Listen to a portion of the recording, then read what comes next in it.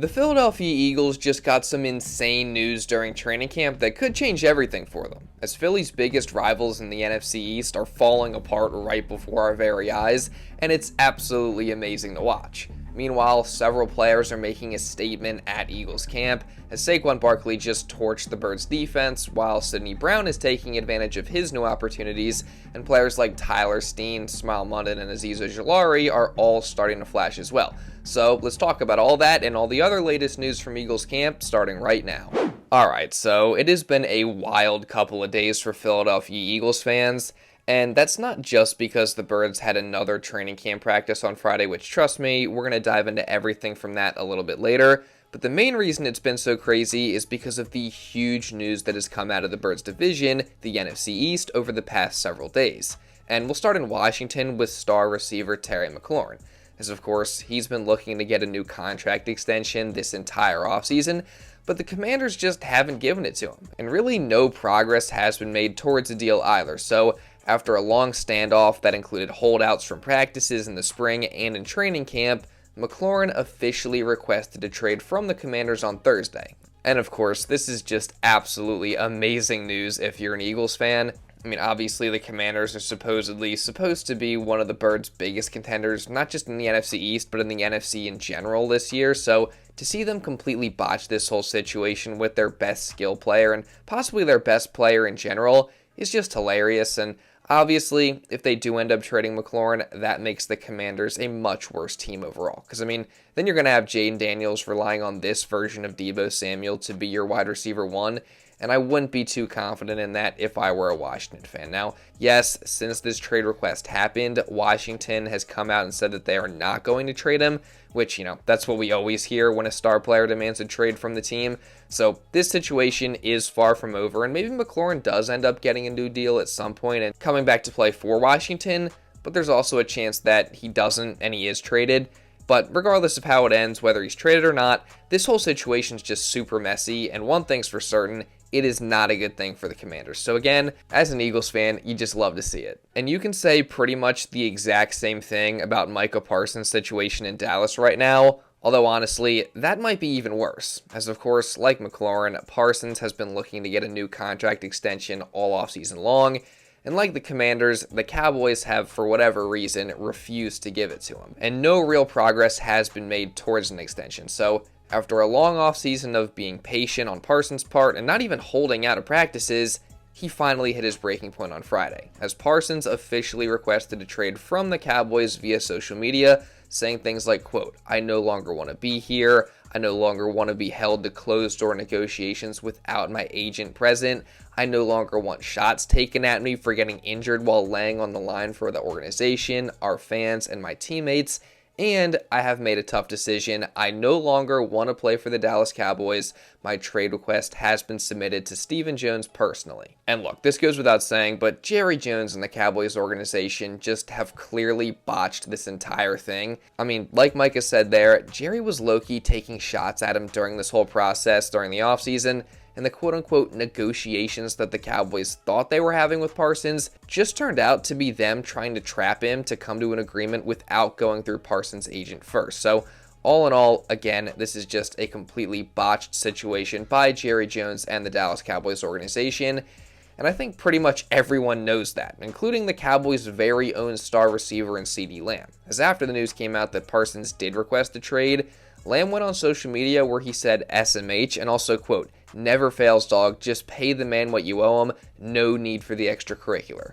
And man, as an Eagles fan, it's just fun to sit here and watch this entire disaster unfold. And I'm sure the Eagles organization is loving it as well. Heck, Jordan Schultz tweeted out shortly after Parsons' trade request that an NFC East executive actually texted him and said, quote, "LMAO, I love this." And although we don't actually know who it is specifically, you better believe that we're running with the narrative that it was Howie Roseman. I mean, that would make perfect sense, and it's just hilarious. Now, no, before you guys ask, I don't even want to entertain the idea that the Eagles could possibly trade for Micah Parsons. I know there's been things floating around on social media talking about trading Nolan Smith for him.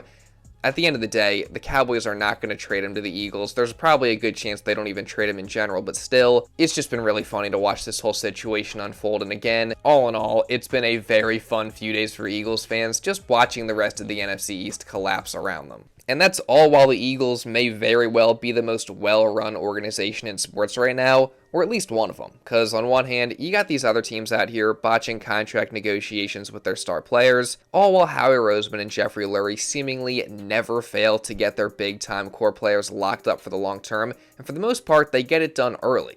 And following Super Bowl title, there's just absolutely no drama going on at Eagles camp right now. I mean, everything has been smooth sailing, whether you're talking about player contracts and satisfaction, or you're just talking about the culture being built in that Eagles locker room and out on the field right now. I mean, everybody seems to be buying into that core messaging of tough, detailed together that Nick Sirianni always preaches. Everyone seems to be focused on the journey ahead rather than focusing on the Super Bowl journey that's now behind them. And again, everyone's just locked in preparation for this next season. So shout out to Nick Sirianni for laying that strong foundation and just getting everybody to buy into what's going on. And that includes Eagles first-round rookie Jahad Campbell. Nick Sirianni, what's it like being a player under him? Because it feels like he has a special connection with guys on an individual level. He goes out of his way to try to do that. I know you just got here and you're getting to know him still, but what's it like with head coach Nick Sirianni? He's a great coach, man. You know, I don't know any other coach that's doing this, but you know, when I'm in the cold tub with a hot tub, guess what he's doing? He's in there? In the cold tub and hot tub? He in the cold tub. He in the sauna. He, you know, getting himself right. So, and that's a great thing, you know, just being a rookie and coming into an organization like that and seeing my coach doing the things that we're doing too. It's like, dang, like, you know, it shows the leadership.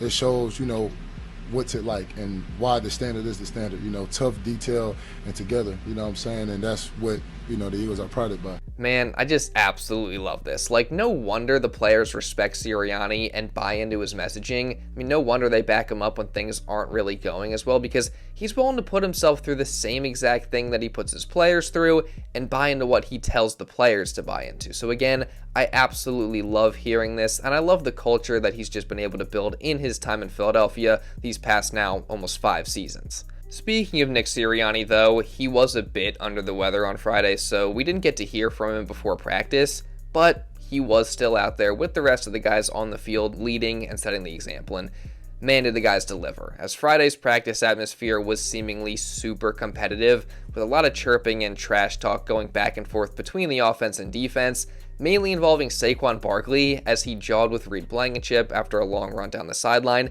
and he also trash-talked Jalen Carter after getting 2 touchdown runs inside the 5. And personally, I love that because I think the trash talk is just part of a healthy competition, which is, of course, one of the core values that Nick Sirianni has established during his time here. I think that's just about, you know, competition and trying to make each other better. Whether it's chirping good, chirping bad, I mean, at the end of the day, we're all teammates, but when we get between those lines, it's all about competing. And I feel like, you know, we always say you want to embarrass the person next to you, in front of you, or next to you, because at the end of the day, you want to see if they're ready to play or vice versa. So we always take it as good banter, good competition, and just go from there. So it's nothing crazy. Seemed an extra step of competition today. When guys have a lot of passion for a certain game, you know, it could definitely get chippy out there, man. It just shows the love of the game and how much effort and time we put into this, you know. It definitely means a lot to each and every single one of us. So when we're out there talking to each other, you know, and it's getting chippy, it's love for the game for sure.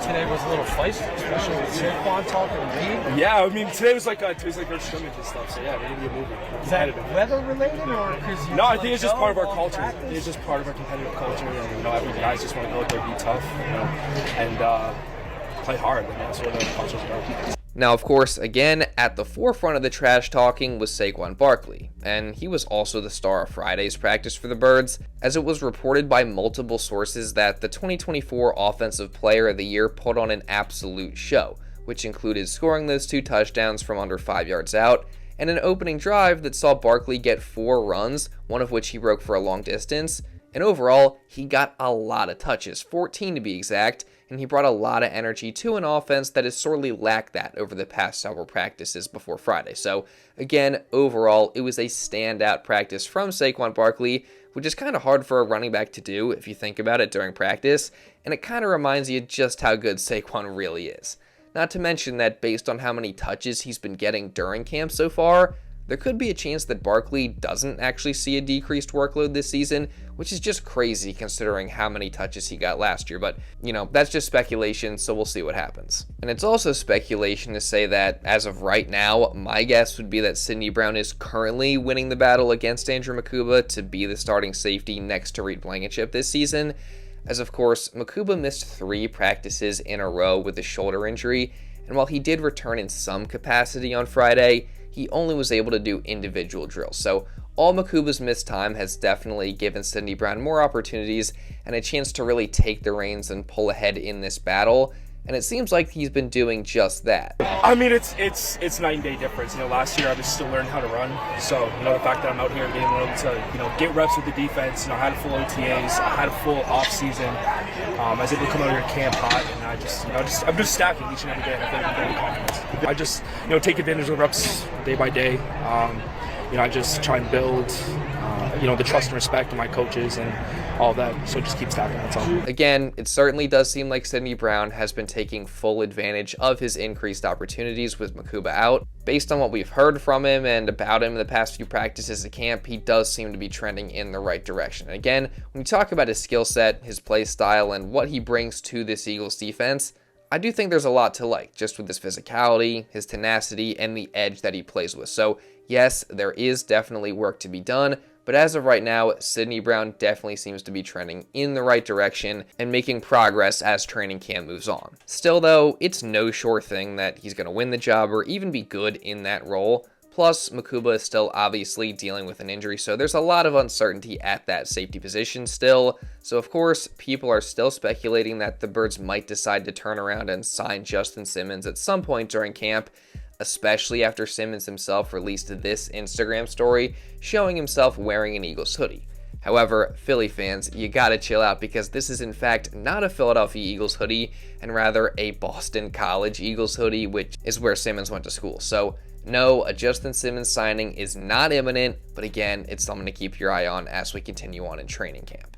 As will be the battle at cornerback. Speaking of which, Kelee Ringo got the start there on Friday, which is a good sign. Meanwhile, with no Zach Bond again, it was Trotter Jr. and Campbell once again for the most part starting there, but the rookie Smael Mondon Jr. actually did get some first-team reps at one point, and he had a pass breakup on a throw to Saquon Barkley in the end zone. So it was definitely awesome to see the Rook make a standout play, and he's not the only guy who made an impressive play on Friday. I mean, for starters, Will Shipley caught about a 25-yard touchdown pass from Jalen Hurts on a wheeler route as he beat Jahad Campbell, so that was definitely awesome to see. Meanwhile, Azeez Ojulari got some first-team reps on the edge, and after a quiet camp, he managed to make some noise and sack Jalen Hurts in team drills.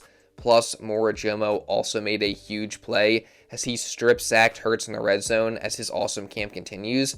And on the offensive side of the ball, presumed starting right guard Tyler Steen made his presence felt and made possibly his best play in all 3 years he's been at Eagles camp so far, as he knocked all-pro defensive tackle Jalen Carter to the ground in 11-on-11. So that's certainly exciting considering we all know just how good JC is. So to see Steen do that to him is just awesome, and you love to hear that he's been trending in the right direction. And then as for Jalen Hurts' performance, he ended up going 13 for 23 with 1 touchdown and no interception. So again, a solid but not great showing from Hurts. But again, it's training camp, so you really can't read too much into anything, good or bad. And all that said, you guys know that I'm going to be continuing to cover everything that happens for the Eagles during training camp. So if you don't want to miss any of that, then make sure you guys subscribe and you turn on notifications. Again, trust me, you're not going to want to miss anything. And also, leave a like down below to show some support because it really does help me out a ton. See if we can get to at least 500 likes on today's video. And also, leave a comment down below just regarding anything that I talked about in this video. Do you think Micah Parsons and Terry McLaurin are going to get traded? What are your thoughts on Saquon Barkley showing and all these other guys? Again, just give me your thoughts down in the comments below.